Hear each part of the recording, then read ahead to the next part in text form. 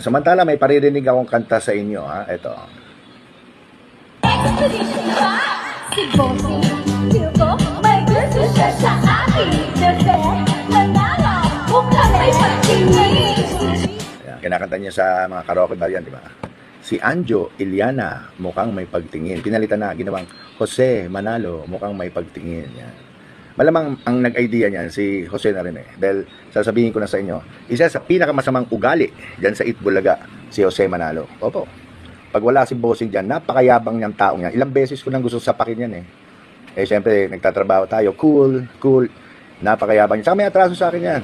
Yang si Jose Manalo. Ito na, for the first time, at aminin ko sa inyo. Nung ako po ay hiwalay sa aking asawa, nagkaroon po ako ng girlfriend at minahal ko naman siya. Sa katunayan eh, nag-live-in kami ng almost 1 year. Hindi naman maiwasan na nagkatampuhan, yan. Nagkakaroon kayo ng LQ.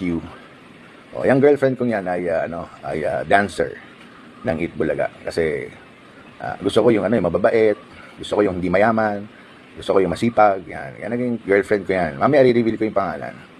Ay minsan nag-LQ kami, ay nagsumbong sa akin yung girlfriend ko.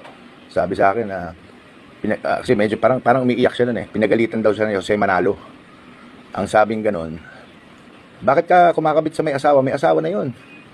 Hiwalay mo yan si Anjo, may asawa na yan. Eh, hiwalay na nga ako, di ba? Pero sinabi ni Jose Manalo dun sa bahay, hiwalay mo na yan. May asawa na yan, pinagalitan. So, medyo nag-iiyak yung girlfriend ko. So, ang ending, nung medyo naghiwalay kami, ang ending, etong Jose Manalo, inahas pala ako. Kaya pala niya ginawa yun. Oo, ngayon asawa na niya, si Mergin Maranan. Yan. Girlfriend ko yan, 1 taon. Ano kami niyan, okay kami niyan, wala kaming problema masyado niyan. Ang ano ko lang, ahas talaga tong Jose Manalong to eh. Biro mo, nagkakaso na sila nung asawa niya dati.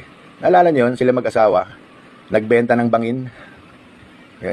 Sumalangit na yung kanyang asawa, alam ko, pumanaw na yun. Pero naalala niyo, may kaso yan, iiyak-iyak pa yan si Jose Manalo nun dahil may iyak yan eh. Kasi kukulong na siya. Di ba? Mag-asawa, nagbenta ng bangin. Bangin.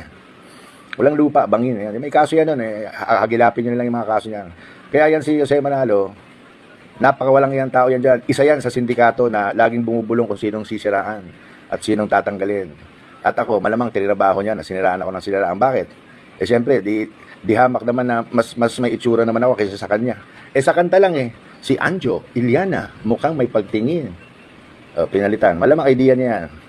Si Jose Manalo, mukhang ang layo, di ba? Ang pangit. Kasing pangit ng ano niya, ugali, tsaka ng... Anyway, naalala ko lang, naikwento ko lang sa inyo,